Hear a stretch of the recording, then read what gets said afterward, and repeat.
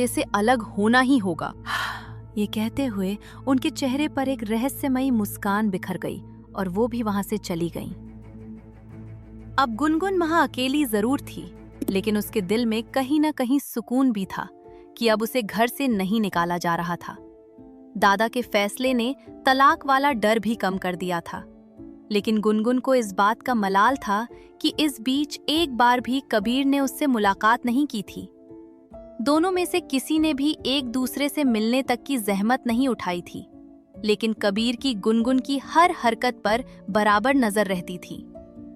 अगले दिन सुबह सुबह पूरा वालिया मैंशन भगवान कृष्ण की मधुर भजन की आवाज से गूंज उठा। अच्युतम केशवम कृष्ण दामोदरम राम नारायणम जानकी वल्लभम। कौन कहता है भगवान आते नहीं, तुम मीरा के जैसे बुलाते नहीं। जैसे ही गुनगुन ने पूरी आरती करके पीछे मुड़कर देखा तो अपने सामने खड़े लोगों को देखकर वो हैरान रह गई। उसके पीछे दादा, दादी, सपना जी, किशोर, मिहिका, विक्रम और सबसे हैरान करने वाली बात कबीर भी खड़ा था, जो सुबह सुबह इस आवाज को सुनकर आया था। गुनगुन तो कबीर को इतने दिनों बाद देखकर काफी ज्यादा खुश थी। उसकी आंखों में चमक सी आ गई थी। वहीं गुनगुन चुपचाप नजरें झुकाए हुए सबके सामने आरती की थाल आगे करने लगू। एक एक करके सभी आरती लेने लगे। फिर गुनगुन झुककर सभी को प्रणाम करने लगी। गुनगुन जैसे ही सपना जी के पांव छूती तो वो बेमन से ही उसके सिर पर हाथ रख देती, जिसे महसूस कर गुनगुन खुश हो जाती थी। वहीं जैसे ही गुनगुन आरती लेकर कबीर के पास आई, कबीर उससे पहले ही वहां से जाने लगा। उसने मुश्किल से 2 कदम ही आगे बढ़ाए थे कि दादा ने कहा, कबीर जब आ ही गए हो तो आरती भी लेते जाओ। अपने दादा की बात मानकर वो वहीं रुक गया। फिर गुनगुन उसके पास आरती की थाल लेकर गई। एक पल के लिए दोनों की नजरें मिली। थोड़ी देर के लिए सब कुछ ठहर सा गया। दोनों की नजरों में ही अनगिनत एहसास छुपे हुए थे, जिनसे दोनों ही अनजान थे।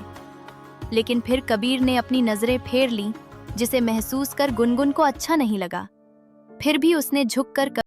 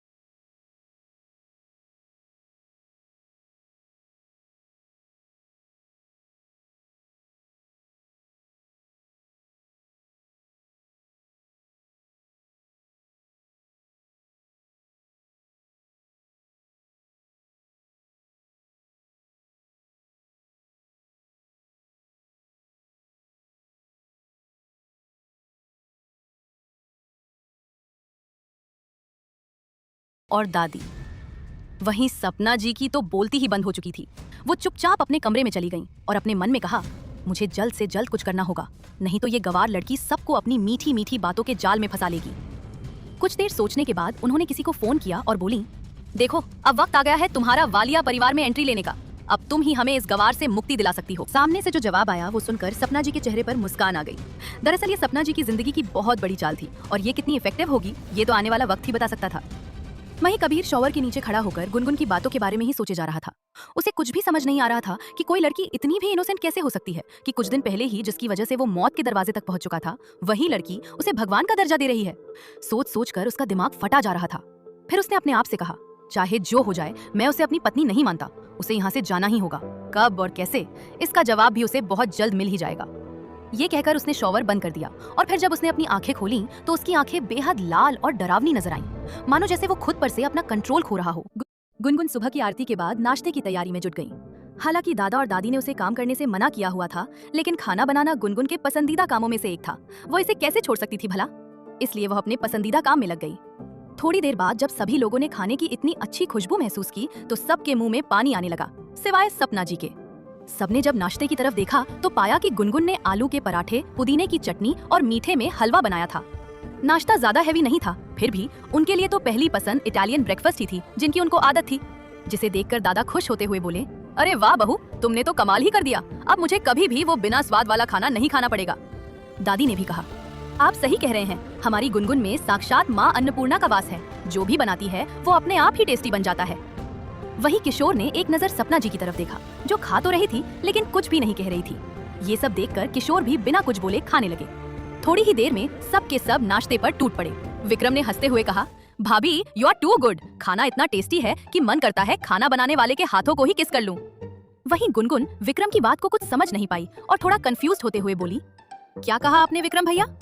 वहीं मिहिका ने विक्रम को कोहनी मारते हुए कहा, तुम क्यों भाभी को इंग्लिश में कॉम्प्लीमेंट दे रहे हो, हिंदी में दो। ये कहते हुए वह मुस्कुराने लगी। वहीं विक्रम झट से कहता है, अरे भाभी, मेरे कहने का मतलब है कि आप कितना अच्छा खाना बनाती हो कि मन करता है उन हाथों को चूम लूं। ये कहते हुए उसने गुनगुन की तरफ देखकर एक आई विंक कर दी। इस पर गुनगुन थोड़ी हंस पड़ी और अपनी नजरें झुका ली। वहीं सीढ़ियों से आते हुए जब कबीर को विक्रम की आखिरी लाइन सुनाई दी तो पता नहीं क्यों उसे अच्छा नहीं लगा और वह विक्रम को अपनी खा जाने वाली नजरों से घूरने लगा। और जैसे ही विक्रम की नजर कबीर से जा टकराई तो बेचारे के मुंह में जाता हुआ निवाला छूटकर नीचे गिर गया। फिर वो अपने मन में डरते हुए कहने लगा, अब मैंने ऐसी कौन सी गलती कर दी है कि भाई मुझे इस तरह घूर रहे हैं जैसे मुझे बिना पकाए ही कच्चा चबा जाएंगे। हे भगवान, बचा लेना मुझे इस दुष्ट दानव जैसे भाई से। ये कहते हुए वो बिना कुछ बोले डाइनिंग टेबल से उठने लगा तो गुनगुन ने विक्रम को रोकते हुए कहा, अरे विक्रम भैया, अभी तक तो आपने ठीक से कुछ भी नहीं खाया है, आप ऐसे कैसे जा सकते हैं? तभी विक्रम झट से बोला, नहीं भाभी, वो दरअसल मुझे कुछ जरूरी काम याद आ गया है तो मुझे अर्जेंटली जाना होगा। ये कहकर वो वहाँ से ऐसे भागा जैसे उसके पीछे कोई पागल सांड पड़ा हो। वही गुनगुन बेचारी को तो आधी बात समझ आ गई पर आधी बात सिर के ऊपर से निकल गई। वहीं मिहिका ने जब गुनगुन को इस तरह देखा तो उससे कहा, मेरी प्यारी भाभी, आपको ज्यादा परेशान होने की जरूरत नहीं है, उन्हें कुछ काम था इसलिए विक्रम भाई चले गए, अब आप भी आइए और कबीर भाई के साथ नाश्ता कीजिए। वहीं कबीर बिना गुनगुन की तरफ देखे ही चुपचाप अपनी चेयर पर बैठ गया। कुछ सर्वेंट्स उसे खाना सर्व कर रहे थे जबकि गुनगुन और भी को खाना सर्व कर रही थी। ये देखते ही मानो कबीर की आंखें गुस्से में लाल होने लगीं। वो अपने मन में बोला, जब सबको तो खुद सर्व करके दे रही थी और मुझे देने में तो। तभी फिर से अपने मन में बोला, ये मैं क्या सोच रहा हूँ, ये लड़की ना मेरे साथ ऐसा जानबूझ के कर रही है। तभी अचानक दादी माँ ने कबीर से कहा, क्या हुआ कबीर, नाश्ता करो बेटा। तब कबीर अपनी सोच से बाहर आया और खाना शुरू किया। जैसे ही कबीर ने पराठे की पहली बाइट ली, उसके स्वाद के कारण उसकी आंखें अपने आप बंद हो गईं और वो अपने मन में कहने लगा, नॉट बैड गवार बीवी, तुमने इतना बुरा भी नहीं बनाया है। ये कहते हुए उसके चेहरे पर एक छोटी सी मुस्कान आ गई जिसे उसने जल्दी से छुपा भी लिया, लेकिन उसकी ये हरकत वहीं बैठे दादा की नजरों से छुप नहीं पाई। उन्होंने अपने मन में कहा, लगता है खुद किस्मत ने उन दोनों की जोड़ी बनाई है, नहीं तो कहाँ पत्थर दिल कबीर और कहाँ प्यारी सी गुनगुन, राम ने मिलाई है जोड़ी दोनों की। फिर आगे कहा, कबीर को गुनगुन जैसा अच्छा जीवन साथी चिराग लेकर भी ढूंढने से कभी नहीं मिलता, ये सब भगवान की कृपा है। ये कहते हुए वे मुस्कुराने लगे। वही गुनगुन चुपचाप खड़ी ही रही तो मिहिका ने कहा, भाभी आप भी हमारे साथ नाश्ता कीजिए ना। तभी गुनगुन ने थोड़ा हिचकिचाते हुए कहा, आप लोगों के खाने के बाद मैं खा लूंगी। ये कहकर वो बिना आगे की कोई बात सुने बहाना बनाकर किचन की तरफ एफर्टलेस भाग गई। वही कबीर जब गुनगुन को इस तरह घबराकर भागते देखा तो उसके चेहरे पर एक हल्की सी मुस्कान आ गई। दरअसल हुआ ये था कि कबीर ब्रेकफास्ट करते हुए जब भी गुनगुन की तरफ देखता तो बेचारी गुनगुन को अब सा फील होने लगता था। कबीर के बार बार गुनगुन को घूरने से गुनगुन को अब वहाँ रहना काफी मुश्किल हो गया था, इसलिए वो कुछ बहाना बनाकर किचन की तरफ भाग गई। किचन में आकर वो दीवार से टिक कर गहरी गहरी सांसें ले रही थी। वो खुद से बोली, बाप रे बाप, ये तो गजब हो गया, ये तो मुझे ऐसे देख रहे थे जैसे कभी देखा ही नहीं हो। गुनगुन को ऐसा लग रहा था मानो उसने ऐसा कुछ महसूस किया हो जिससे उसका दिल और दिमाग ने पूरी तरह से काम करना ही बंद कर दिया हो। ये फीलिंग उसके लिए बिल्कुल नहीं थी क्योंकि कबीर ने उसे कभी इंपॉर्टेंस कभी दी नहीं थी।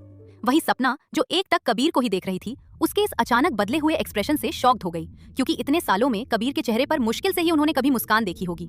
वो अपने मन में बोली, मुझे जल्द ही कुछ करना होगा, नहीं तो कुछ ही दिनों में बहुत कुछ बदल जाएगा यहाँ, जो मैं अब होने नहीं दे सकती। उधर ऑफिस में आज कबीर का मूड काफी अच्छा था। उसे रह रहकर गुनगुन की याद आ रही थी। उसे कुछ भी समझ नहीं आ रहा था कि उसके साथ ये सब क्या हो रहा है, फिर भी वो गुनगुन के बारे में सोचने से खुद को रोक ही नहीं पा रहा था। थोड़ी देर बाद कबीर के असिस्टेंट रोनित ने एक फाइल कबीर के सामने रट्राट से हुए कहा, सर, इसमें उस लड़की मतलब गुनगुन मैडम की पूरी जन्म कुंडली है, लेकिन एक प्रॉब्लम है। कबीर ने चौंकते हुए पूछा। प्रॉब्लम? कैसी प्रॉब्लम? रोनित ने कहा। सर, इसमें उनके कुछ साल गायब होने की भी खबर है। मैंने गांव वालों से पता लगवाया था उनके बारे में, लेकिन एक ऐसी बात पता चली है कि अगर आप सुनेंगे तो आप भी चौंक जाएंगे। कबीर इरिटेट होते हुए बोला, अब पहेली बुझाना बंद करो और साफ साफ बताओ, क्या पता चला है तुम्हें?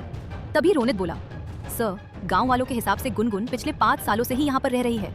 उसके चाचा चाची उसे ज्यादा किसी से मिलने भी नहीं देते थे। गुनगुन की एक दादी और भाई ही है जो उसे थोड़ा बहुत प्यार करते थे, वरना और कोई तो। तभी कबीर ने उसकी बात बीच में ही काटते हुए कहा, ठीक है, अब तुम जा सकते हो। वहीं कबीर अपने मन में कुछ सोचते हुए खुद से बोला, ये लड़की तो मेरे लिए अजीब सी पहेली बनती जा रही है। अब जब इतना पता लगा लिया है तो बाकी की चीजें भी मैं पता कर ही लूंगा। बस अब तुम देखती जाओ कि मैं क्या करने वाला हूँ। ये कहकर कबीर के चेहरे पर अजीब सी मुस्कान फैल गई। आज सपना जी सुबह के इंसिडेंट से काफी डिस्टर्ब थी। वो किसी भी कीमत पर गुनगुन को और बर्दाश्त नहीं कर सकती थी, इसलिए उन्होंने कुछ प्लान बनाया था। उन्होंने अपनी दोनों मुट्ठी जोर से कसी और बोली, आज तो मैं तुम्हारी वो हालत करूंगी कि तुम सोच भी नहीं सकती हो। ये कहकर वो हंसने लगी। शाम को लगभग 5 बजे का वक्त हो रहा था। 3 औरतें वालिया मैंशन में दाखिल हुई, जिन्हें देखकर सपना जी एक्साइटेड होती हुई बोली, welcome to all in Walia mansion. ये कहती हुई वो उनका वेलकम किया। वे सभी औरतें काफी हाई क्लास से बिलोंग करती थीं। उन सभी का बिजनेस वर्ल्ड में एक अलग ही रुतबा था। वे सभी औरतें सपना जी की सहेलियां थीं। हालांकि वे लोग हमेशा किट्टी पार्टियों में ही मिला करती थीं, लेकिन आज ये प्रोग्राम सपना जी ने अपने घर पर ही रखा हुआ था, जिससे उसकी सहेलियां थोड़ी कंफ्यूज भी थीं। फिर भी वे सभी मुस्कुराते हुए अपनी अपनी जगह पर बैठ गईं। ये गेट टुगेदर गार्डन के ही एक प्राइवेट एरिया में किया गया था, जहां बिना परमिशन के कोई भी नहीं जा सकता था। उन सभी के वहां बैठते ही एक सर्वेंट सपना जी के पास आया और उनसे जैसे ही कुछ कहने वाला होता है कि तभी सपना जी बोली, जाओ जाकर गुनगुन को ये सभी चीजें लेकर आने के लिए कहो। वहां वो सर्वेंट फौरन ही सपना जी का ऑर्डर लेकर गुनगुन के पास चला गया। पहले तो गुनगुन थोड़ी हैरान हो गई थी, क्योंकि आज से पहले सपना जी ने उसे कभी भी किसी चीज के लिए नहीं कहा था, लेकिन आज अचानक ये सब उसे कुछ ठीक से समझ नहीं आ रहा था। फिर भी ज्यादा ना सोचते हुए वो फौरन ही उनके ऑर्डर को पूरा करने चली गई। थोड़ी देर बाद गुनगुन कुछ स्नैक्स और कुछ शैंपेन की बोतलें लेकर गार्डन के उस एरिया में आई जहां वो गेट टुगेदर हो रहा था। वहां पहुंचकर उसने सामने के एक टेबल पर सारा सामान रख दिया और फिर वहां से जाने लगी। तभी एक तेज आवाज गुनगुन के कानों में पड़ी, जिसे सुनकर उसके बढ़ते कदम वहीं रुक गए। अरे लड़की, क्या तुम में इतना भी मैनर नहीं है कि इस तरह से गेस्ट के सामने बिहेव किया जाता है? वहीं गुनगुन ने अपनी नजरें नीचे झुकाते हुए बोली, जी माफ कर दीजिए माँ। उसकी बात बीच से काटते हुए सपना जी फिर से चिल्लाईं, हम सबको मैडम कहकर बुलाओ, और हाँ, जल्दी से सभी को ड्रिंक सर्व करो। सपना जी की इतनी तेज आवाज सुनकर गुनगुन पहले तो डर गई, लेकिन फिर खुद को संभाल कर ड्रिंक सर्व करने लगी। वहीं उनकी सहेलियां ये सब देख रही थीं। उनमें से एक सहेली, जिसका नाम कला रावत था, बहुत ही ज्यादा एरोगेंट स्वभाव की थी। उसे हर बात में सिर्फ और सिर्फ अपनी अमीरी का रौब झाड़ना अच्छा लगता था।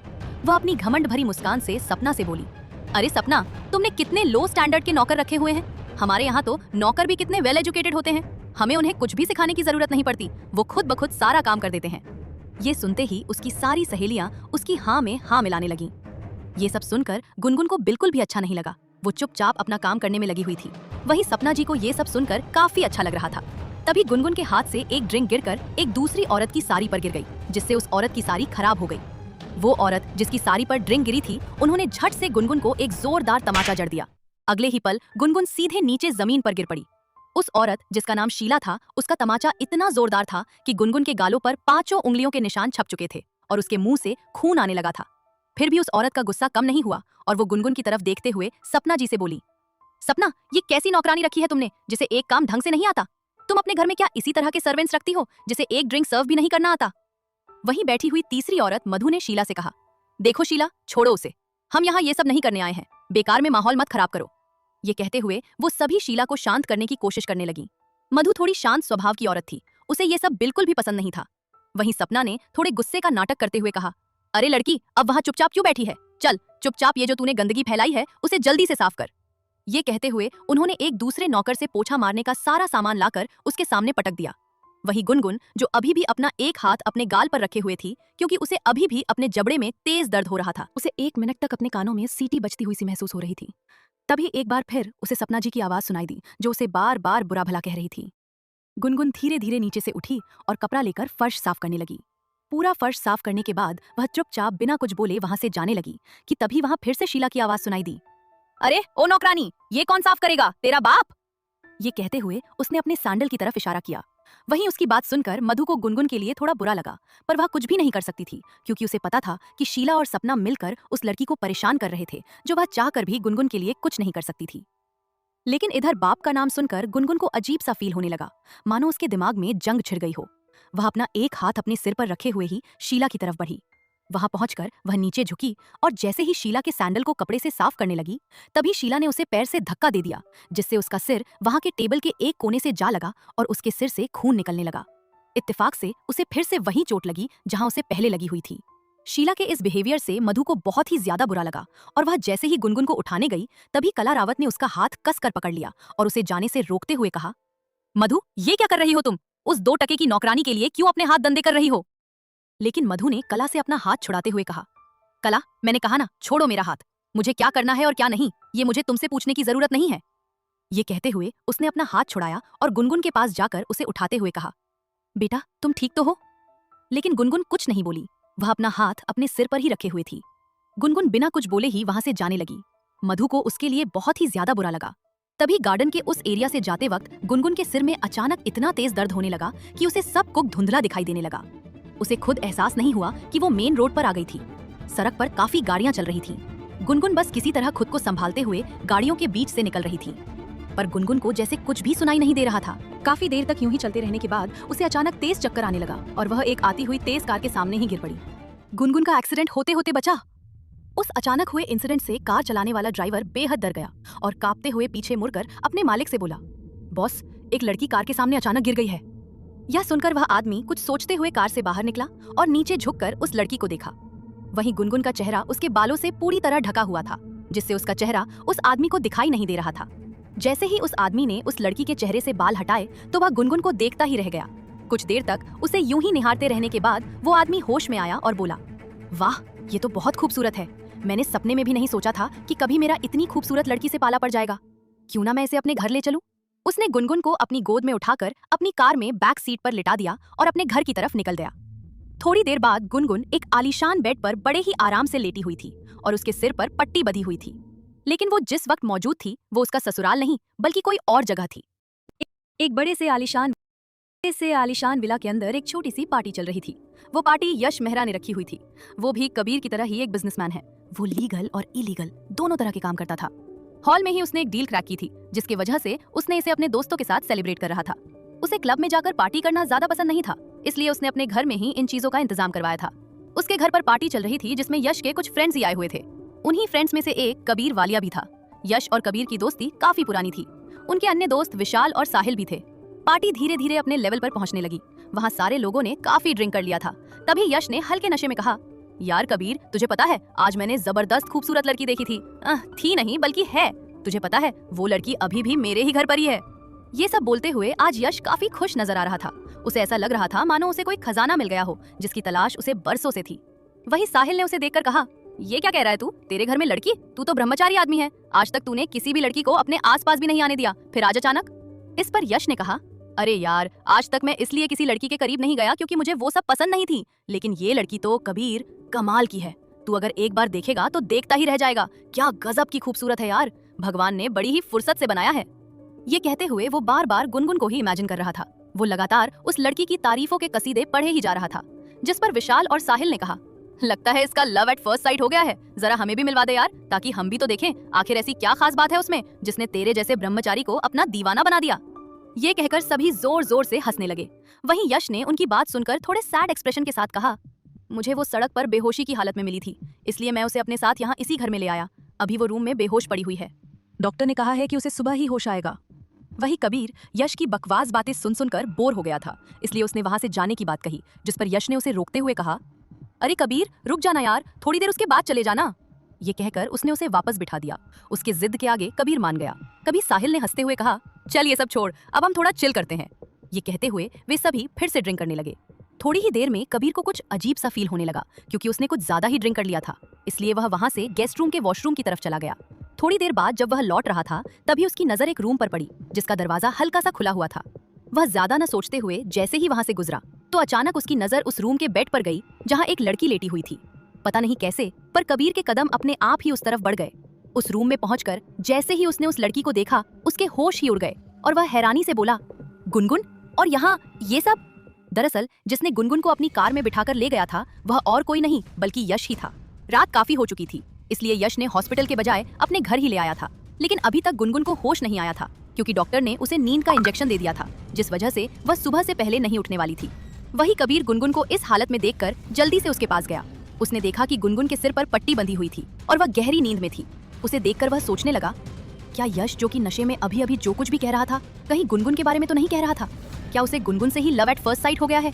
ओह गॉड, पूरी दुनिया में उसे मेरी ही वाइफ मिली थी लव करने के लिए। फिर वह गुस्से से गुनगुन की तरफ देखते हुए बोला, ये सब कुछ तुम्हारी वजह से हुआ है। क्या जरूरत थी मैंशन से बाहर आने की? न तुम बाहर आती, न किसी की नजर तुम पर पड़ती, और ना ही ये सब होता। इसकी सजा तो मैं तुम्हें जरूर दूंगा। फिर थोड़ी देर तक वह लगातार गुनगुन को ही घूरता रहा। फिर कुछ सोचकर उसने गुनगुन को अपनी गोद में उठाया और यश के विला के दूसरे गेट से बाहर निकल गया और रास्ते में यश को अपने घर जाने का मैसेज भी कर दिया। वो थोड़ी ही देर में वालिया मैंशन पहुंच गया। घर पहुंचकर वो चुपचाप गुनगुन को अपनी गोद में उठाकर अपने ही कमरे में ले गया, क्योंकि उसे गुनगुन का कमरा पता नहीं था। कमरे में आते ही उसने उसे अपने बेड पर लिटा दिया और कंबल से ढक दिया और खुद फ्रेश होने चला गया। धीरे धीरे कबीर पर अब ड्रिंक का असर और बढ़ने लगा था। फिर भी वो बाथरूम में शावर के नीचे खड़ा होकर अपने नशे को काफी हद तक कम करने में कामयाब हो चुका था। थोड़ी देर बाद वॉशरूम से बाहर आते ही उसकी नजर गुनगुन पर पड़ी, जो बड़े आराम से उसके बेड पर सोई हुई थी। थोड़ी देर बाद कबीर ने अपने कपड़े चेंज किए और एक पिलो लेकर काउच पर सोने चला गया। थोड़ी देर तक उसने वहां सोने की कोशिश की, लेकिन उसे काउच पर नींद नहीं आई, जिससे वो परेशान होते हुए बोला, यहाँ मुझे बिल्कुल भी नींद नहीं आने वाली, अब क्या करूं? फिर तभी उसकी नजर बेड पर गई, जहां गुनगुन सो रही थी। वो सोते हुए बेहद ही मासूम और प्यारी लग रही थी। वो बेड के एक किनारे सो रही थी। थोड़ी देर तक उसने गुनगुन की तरफ देखा, फिर कुछ सोचते हुए अपना पिलो और कंबल लेकर बेड के दूसरी साइड पर लेट गया और खुद से कहा, वैसे भी इतना बड़ा बेड है, वो उस तरफ सोई हुई है और मैं इस तरफ। डॉक्टर ने कहा है कि सुबह तक वैसे भी इसे होश नहीं आने वाला है। ये कहकर वो लेट गया और अपनी आंखें बंद कर ली। थोड़ी ही देर में उसे भी नींद आ गई। आधी रात को न जाने किस पहर दोनों एक दूसरे से लिपट गए। वहीं गुनगुन ने अपना सिर कबीर के सीने पर रखा हुआ था, तो वहीं कबीर भी उसे इस तरह अपनी बाहों में जकड़े हुए था, जैसे अगर उसने थोड़ा सा भी ढीला छोड़ा तो कहीं वो भाग जाएगी। दोनों सारे गिले शिकवे भुलाकर एक दूसरे की बाहों में सुकून से सो रहे थे, जिसका अंदाजा दोनों में से किसी को भी नहीं था। अगली सुबह आज कबीर की नींद सुबह सुबह मोबाइल के बजने से खुली। शायद किसी का कॉल आ रहा था। उसने जैसे ही फोन उठाने के लिए अपना हाथ आगे बढ़ाना चाहा, तभी उसे अपने सीने पर किसी की गर्म सांसें महसूस हुईं। उसने जैसे ही अपनी नजरें नीचे की तो उसे गुनगुन का खूबसूरत सा चेहरा नजर आया। उसकी घनी पलकें, गुलाबी होठ, तीखी सी नाक और काले लंबे बाल जो उसके शरीर पर पूरी तरह फैले हुए थे। गुनगुन को इस तरह अपने करीब देखकर कबीर के दिल में अनगिनत जज्बात आ रहे थे और चले भी जा रहे थे। उसका मन अचानक गुनगुन के उन गुलाबी होठों को चूमने का करने लगा। वो पता नहीं कैसे धीरे धीरे उसके होठों की तरफ बढ़ने भी लगा था कि तभी अचानक गुनगुन ने नींद में ही अपनी करवट बदल ली, जिससे कबीर अचानक होश में आया और खुद पर ही चिल्लाया, ये क्या करने जा रहा था तू कबीर? तू इस लड़की को किस करना चाहता था? ऐसा तुम कैसे कर सकते हो? फिर जल्दी से वो सोचने लगा कि आखिर गुनगुन उसके रूम में क्या कर रही है। उसे कुछ भी समझ नहीं आ रहा था कि गुनगुन उसके रूम में कैसे आई। ज्यादा सोचने के बाद उसे कल यश के घर जाकर पार्टी करने से लेकर गुनगुन को अपने कमरे में लेकर आने तक की सारी बात याद आ गई। उसने खुद से ही कहा, ये मैंने क्या किया? मैं कैसे इस लड़की के साथ एक ही बेड पर? नो, ये नहीं हो सकता। अगर किसी को भी इसके बारे में पता चला तो बहुत बड़ी गड़बड़ हो जाएगी। किसी को इसके बारे में पता चले उससे पहले ही मुझे गुनगुन को उसके रूम में पहुंचाना होगा। ये कहते हुए उसने गुनगुन को अपनी गोद में उठाया और तुरंत मैंशन से बाहर निकलकर लेडी सर्वेंट क्वार्टर की तरफ चला गया। वहां जाकर उसने उसे एक रूम में ले जाकर जल्दी से कंबल से अच्छी तरह ढक दिया और फिर जल्दी से अपने रूम में वापस आ गया। वहां आकर जैसे ही उसकी नजर अपने रूम में मौजूद शख्स पर पड़ी तो वो हैरान रह गया। कबीर इतनी सुबह सुबह दादा को अपने रूम में देखकर चौंक गया। उसके दादाजी उसी का इंतजार करते हुए सोफे पर बैठे हुए थे। फिर वो धीरे से उनके पास आते हुए बोला, क्या बात है दादाजी, आप इतनी सुबह सुबह मेरे कमरे में? मुझे बुला लिया होता, मैं चला आता आपके पास। आपने क्यों तकलीफ की? ये सुनकर उसके दादाजी ने कहा, पहले तो मैं आना नहीं चाहता था, लेकिन मैं अपने आप को रोक नहीं पाया। खैर ये सब छोड़ो और यहाँ मेरे पास बैठो। ये कहते हुए उन्होंने उसे अपने पास आने का इशारा किया। वहीं कबीर सीधे जाकर दादाजी के बगल में बैठ गया। वहीं उसके दादाजी ने कहा, देखो कबीर बेटा, मुझे पता है तुम्हारी शादी जिन भी हालातों में हुई थी उससे हम सब भी बहुत नाराज थे, लेकिन बेटा मैं एक बात तुम्हें कहना चाहता हूँ कि गुनगुन बहुत ही ज्यादा मासूम और प्यारी बच्ची है। उसका मन गंगा की तरह पवित्र है। उसके जैसी लाइफ पार्टनर तुम्हें ढूंढने से भी नहीं मिलेगी। मैं चाहता हूँ कि तुम उसे एक मौका दो, वो कभी तुम्हें निराश नहीं करेगी, बस एक बार। तभी कबीर ने दादा की बात बीच में ही काटते हुए कहा, आप अच्छे से जानते हैं कि गुनगुन मेरी वाइफ बनने के लायक नहीं है। मैं उसे कोई भी मौका नहीं देना चाहता। मैं इन सब चीजों में अपना टाइम वेस्ट नहीं करना चाहता। ये सुनकर उसके दादा थोड़े मायूस होकर बोले, अगर तुम्हारा यही आखिरी फैसला है तो ठीक है, मैं तुम्हें इस बारे में सोचने के लिए 1 वीक का टाइम देता हूँ। उसके बाद भी अगर तुम्हारा यही फैसला होगा तो तुम्हें उसे डिवोर्स देना होगा। डिवोर्स का नाम सुनते ही कबीर के मानो होश ही उड़ गए और वो एकटक दादा की तरफ देखने लगा। उसके मुंह से जैसे शब्द ही नहीं निकल पा रहे थे। उसके दादाजी ने आगे कहा, मैंने उसे अपनी बेटी माना है, तो मैं उसे सारी जिंदगी यूं ही तकलीफ में बिताते हुए नहीं देख सकता। अब जब तुम उसे अपनाना नहीं चाहते हो, तो मैंने भी फैसला लिया है कि तुमसे तलाक हो जाने के बाद मैं उसकी दूसरी शादी करवा दूंगा। उसके लिए मैं एक अच्छा लड़का और एक अच्छा परिवार ढूंढूंगा, जो गुनगुन को वो हर खुशी देगा जो वो डिजर्व करती है। ये कहकर वो बिना कबीर का कोई जवाब सुने वहां से चले गए। वहीं कबीर चुपचाप किसी स्टैच्यू की तरह बैठा रह गया। काफी देर बाद उसे एहसास हुआ कि अभी अभी दादा ने उससे क्या कहा। उस बारे में सोचते ही वो गुस्से से भर उठा और बोला, नो नो, ये मैं नहीं होने दे सकता। माना कि मैं उसे अपनी पत्नी नहीं मान सकता, लेकिन इसका मतलब ये नहीं है कि मैं अपनी चीज लोगों को देता फिरूं। कबीर वालिया अपनी चीजों पर एक खरोच तक बर्दाश्त नहीं कर सकता, तो यहाँ तो उसकी वाइफ का सवाल है। मैंने भी अब ठान लिया है कि भले ही वो अनपढ़ गवार ही सही, लेकिन वो मेरी वाइफ है और मैं अपनी वाइफ को खुद से दूर कभी नहीं जाने दूंगा। वो सारी जिंदगी मेरे साथ इसी घर में रहेगी, लेकिन उसे एक पत्नी होने का हक कभी नहीं मिलेगा। ये कहते हुए उसके चेहरे पर अजीब से भाव आ चुके थे। उसे अभी कोई देख लेता तो डर के मारे उसकी हालत ही खराब हो जाती, क्योंकि कबीर का दिमाग उसे गुनगुन को एक्सेप्ट नहीं करने दे रहा था और उसका दिल उसे छोड़ने नहीं दे रहा था। अब देखना ये होगा कि वो इस दिल और दिमाग की जंग में किसकी जीत होती होगी। इधर सुबह जब गुनगुन की आंख खुली तो उसने अपने आप को एक कमरे में पाया। उसने चारों तरफ नजर घुमाई तो उसे एहसास हुआ कि वो एक कमरे में है। इस पर उसने खुद से कहा, मैं यहाँ कैसे आई? मैं तो कल शाम, मुझे कुछ समझ क्यों नहीं आ रहा है? बोलते हुए जैसे ही वो नीचे उतरने लगी, तभी उसे अपने सिर में दर्द की एक तेज लहर दौड़ पड़ी। उसने अपना हाथ अपने सिर पर रख लिया। तभी उसके रूम के दरवाजे पर दस्तक हुई। उसने देखा कि मिहिका गुनगुन को आवाज देते हुए आ रही थी। उसने कहा, भाभी भाभी, ओ मेरी प्यारी सी भाभी, अब आप कैसी हैं? कल जो भी आपके साथ। तभी अचानक गुनगुन को सपना जी और उनके दोस्तों का किया गया बिहेवियर याद आ गया, जिसे सोचकर उसे फिर से सिर में दर्द होने लगा। फिर भी उसने अपने आप को संभालते हुए थोड़ी सी स्माइल के साथ कहा, मिहिका दीदी, आपके होते हुए मुझे भला कुछ हो सकता है क्या? मुझे माफ कर दीजिए, आज मैं आप लोगों के लिए कुछ भी। तभी मिहिका ने उसकी बात बीच में ही काटते हुए कहा, कोई बात नहीं मेरी प्यारी भाभी, अब आप जल्दी से रेडी होकर आइए, मैं चलती हूँ। थोड़ी ही देर में मिहिका रेडी होकर हॉल में आई, जहाँ पर सभी लोग डाइनिंग टेबल पर बैठे हुए थे। जैसे ही गुनगुन वहां गई, वैसे ही सबकी नजरें उस तरफ चली गईं, लेकिन किसी ने कुछ नहीं कहा। वो चुपचाप सिर नीचे किए हुए ही थोड़ा बहुत सबको खाना सर्व करने लगी। वो सबको कुछ ना कुछ देती रही, लेकिन कबीर की तरफ देखती तक नहीं। देना तो बहुत दूर की बात है।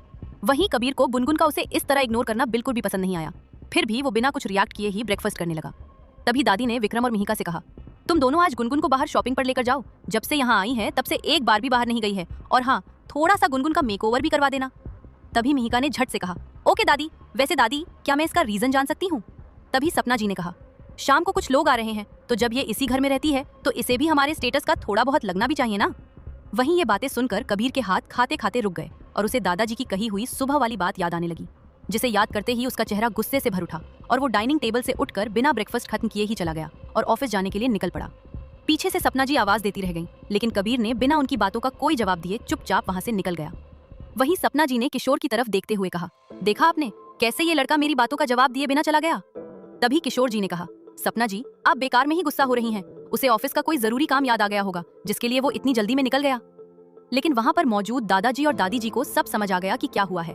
तभी दादाजी ने अपने मन में कहा, बेटा, तुम जिस स्कूल में पढ़ रहे हो उस स्कूल का प्रिंसिपल रह चुका हूँ, तो तुम्हें मुझसे अच्छे से कौन जान सकता है। लेकिन यहाँ बात गुनगुन की है। अब देखो मैं क्या करता हूँ, या तो तुम्हें गुनगुन को पूरी तरह अपनाना होगा या उसे हमेशा हमेशा के लिए खोना होगा। ये कहते हुए उनके चेहरे पर अचानक सीरियस एक्सप्रेशन नजर आने लगे। उनके दिमाग में कुछ तो ऐसी प्लानिंग चल रही थी जिसकी वजह से वो कबीर का पूरा खेल बदलने वाले थे। 2 घंटे बाद विक्रम मिहिका और गुनगुन को लेकर एक बड़े शॉपिंग मॉल में आया। कार से उतरते ही गुनगुन ने खुशी से उस मॉल को देखते हुए मिहिका से कहा, मिहिका दीदी, ये घर कितना बड़ा है ना? तभी मिहिका ने कहा, भाभी, इसे घर नहीं बल्कि बिल्डिंग कहते हैं, और ये इस शहर का सबसे बड़ा शॉपिंग मॉल है। यहाँ पर सबसे अच्छे कपड़े मिलते हैं। ये कहकर उसने गुनगुन का हाथ पकड़ा और उसे अपने साथ मॉल के अंदर ले गई। वहां पहुंचकर वह गुनगुन के लिए ड्रेसेस सिलेक्ट करने लगी। थोड़ी ही देर में मिहिका ने बहुत सारी ड्रेसेस ले ली, जिनमें साड़ी, सूट और कुछ पार्टी वेयर गाउन भी थे। उसके बाद वह उसे मेकओवर करवाने के लिए ले गई। जैसे ही ब्यूटिशियन ने गुनगुन को देखा, वैसे ही उसने कहा, wow, what a natural beauty. उसके इस तरह के कमेंट्स पर मिहिका ने हंसकर कहा, जी हाँ, मेरी भाभी सबसे ज्यादा सुंदर है और प्यारी भी। ये कहकर वो मुस्कुराने लगी और उस ब्यूटिशियन से कहा, आप ना मेरी भाभी का लुक ऐसा बदल दो कि जो देखे बस देखता ही रह जाए। Okay ma'am. ये कहकर वो ब्यूटिशियन अपने काम पर लग गई। थोड़ी देर बाद जब वो गुनगुन को लेकर बाहर आई तो विक्रम और मिहिका का मुंह हैरानी से खुला का खुला रह गया। विक्रम और मिहिका ने तो झट से गुनगुन की 3-4 फोटो भी खींच ली और सोशल मीडिया पर भी डाल दी। वहीं ऑफिस में कबीर अपने काम में बिजी था। आज सुबह से ही उसका मूड कुछ खास अच्छा नहीं था। तभी उसके मोबाइल पर एक के बाद एक नोटिफिकेशंस आ रही थी, जिसे सुनकर उसे और भी इरिटेशन होने लगी थी। जैसे ही उसने नोटिफिकेशंस देखे तो उसे कई सारी पिक्चर्स दिखाई दी, जिनमें गुनगुन एक सुंदर सी व्हाइट कलर का गाउन पहने हुए थी। उसके बाल हल्के से कर्ल किए हुए थे जो उसकी कमर तक लहरा रहे थे। उसके चेहरे पर हल्का सा मेकअप किया हुआ था, फिर भी वो इस ड्रेस में बिल्कुल स्नो व्हाइट की तरह लग रही थी। किसी फोटो में वो विक्रम के साथ थी तो किसी में मिहिका के साथ। सारी फोटोज में वो मुस्कुरा रही थी। उसकी मुस्कुराहट को देखकर कबीर के मुंह से अचानक ही निकल पड़ा, ये मुस्कुराते हुए कितनी प्यारी लग रही है, इसकी मुस्कान कितनी क्यूट है। अनजाने में ही सही, लेकिन कबीर भी मुस्कुराने लगा। तभी अचानक उसके एक्सप्रेशन सख्त हो गए, क्योंकि उसने एक फोटो देखा और उस फोटो के नीचे ढेर सारे कमेंट्स पढ़े। जैसे जैसे वो उन कमेंट्स को पढ़ता गया, वैसे वैसे उसके चेहरे के एक्सप्रेशन बदलते जा रहे थे। उन फोटोज के नीचे अनगिनत कमेंट्स थे। कोई कह रहा था बेस्ट जोड़ी इन द वर्ल्ड, तो कोई कह रहा था हाय कितना प्यार है दोनों में। किसी लड़के ने कमेंट किया था काश ये लड़की मेरी गर्लफ्रेंड होती तो कसम से उसे हमेशा पलकों पर बिठाकर रखता। तो किसी ने लिखा था ये कितनी सुंदर है, जो भी इसका पति बनेगा वो दुनिया का सबसे नसीब वाला इंसान होगा, काश इससे मैं शादी कर पाता। इसी तरह से अनगिनत कमेंट्स थे। कबीर ये कमेंट्स और ये तस्वीरें देखकर जैसे किसी पागल सांड की तरह घुर्रा रहा था। उसे एक ही बात बार बार अपने कानों में सुनाई देती जा रही थी, और वो थी गुनगुन की दूसरी शादी। ये सब याद करते ही कबीर जोर से चिल्लाते हुए बोला बस बहुत हो गया, अब और नहीं, मेरी चीज को मुझसे दूर कोई भी नहीं कर सकता है। ये कहते हुए वो गुस्से से बाहर निकल गया। ऑफिस से निकलकर वो सीधे कार से अपने घर की तरफ बढ़ गया। जैसे ही वो अपने घर पहुंचा तो हैरान रह गया। उसके सामने दादा दादी, सपना जी, विक्रम भी थे। वहीं गुनगुन और मिहिका उन सभी को कुछ स्नैक्स सर्व कर रही थी। गुनगुन ने आज पिंक कलर की फुल स्लीव अनारकली सूट पहना हुआ था। उसने अपने सिर पर हमेशा की तरह दुपट्टा लिया हुआ था। उसने आज थोड़ा बहुत मेकअप किया था, जिसमें वो बेहद ही खूबसूरत लग रही थी। उनके परिवार वालों के सामने एक लड़का अपने कुछ रिश्तेदारों के साथ आया हुआ था। वो शायद उनके चाचा और चाची लग रहे थे। देखने से वो लड़का भी बेहद हैंडसम नजर आ रहा था। वो भी किसी अमीर परिवार से ही लग रहा था। वे लोग रिश्ते की बात करने के लिए आए हुए थे।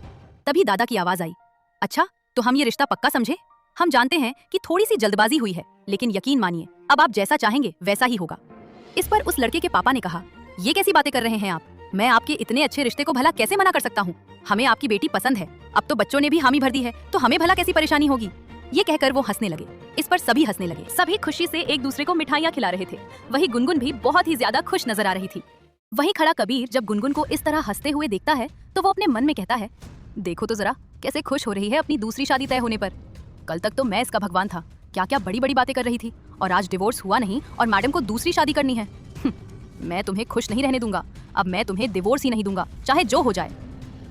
ये सब सोचते हुए वो गुस्से से भर उठा और तेजी से गुनगुन की तरफ बढ़ गया। वो गुस्से में गुनगुन का हाथ पकड़ता है और तेजी के साथ वहाँ से अपने रूम की तरफ निकल गया। वहीं हॉल में मौजूद लोग बस हैरान रह गए। कबीर गुस्से में गुनगुन को खींचते हुए अपने कमरे में ले गया और फिर दरवाजा बंद कर दिया। वहीं गुनगुन को कबीर के इस तरह खींचे जाने से उसकी कलाई में बहुत ही ज्यादा दर्द हो रहा था, जिसकी वजह से उसकी आंखों से आंसू बहने लगे। कबीर ने गुनगुन को दोनों कंधों से पकड़कर चिल्लाते हुए बोला, तुम्हें तो आज बहुत ही ज्यादा अच्छा लग रहा होगा ना, मुझसे जो पीछा छूटने वाला है तुम्हारा, हाँ बोलो। वहीं गुनगुन को कुछ भी समझ नहीं आ रहा था कि कबीर क्या बोले जा रहा है। वो तो कबीर से इतना ज्यादा डर गई थी कि उसने एक बार भी नजर उठाकर देख तक नहीं पा रही थी। वहीं कबीर लगातार उसे ही देख रहा था। गुनगुन की झुकी हुई नजरें और डर से कांपता हुआ शरीर उसकी मासूमियत को बयां कर रहा था। बार बार उसकी नजरें गुनगुन के चेहरे से होते हुए उसके होठों पर जाकर ठहर जा रही थी। उन होठों को देखकर कबीर को किसी की याद आने लगी और उसे अपना कंट्रोल खोता हुआ महसूस हुआ। जब उसे और कंट्रोल नहीं रहा तो उसने झट से गुनगुन को एक हाथ से कमर से पकड़कर अपनी तरफ खींच लिया और दूसरे हाथ को उसके सिर के पीछे से पकड़कर ऊपर उठाते हुए उसके नाजुक होठों पर अपने होठ रखकर पैशनेटली किस करने लगा। वहीं गुनगुन को कुछ भी समझ नहीं आ रहा था कि ये सब क्या हो रहा है। वो चुपचाप डर से एक बुत बनी खड़ी हुई थी। वहीं गुनगुन की हालत खराब होती जा रही थी।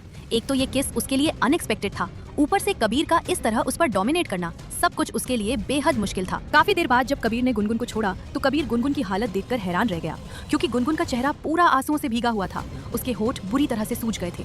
वो बहुत जोर जोर से सांसें ले रही थी। ऐसा लग रहा था कि अगर थोड़ा सा भी और लेट हो जाता तो शायद उसकी सांसें ही बंद हो जाती। कबीर उसे देखकर लगातार उसकी पीठ को सहलाए जा रहा था।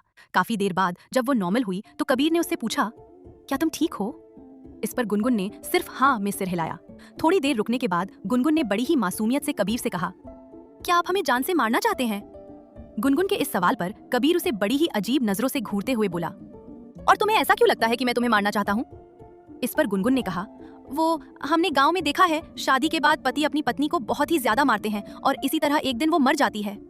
इस पर कबीर का मन कर रहा था कि वो अपना सिर पीट ले, क्योंकि उसकी गवार बीवी को सच में उसके प्यार और मार में फर्क नजर नहीं आ रहा था। कबीर ने कहा, मैंने तुम्हें कब मारा?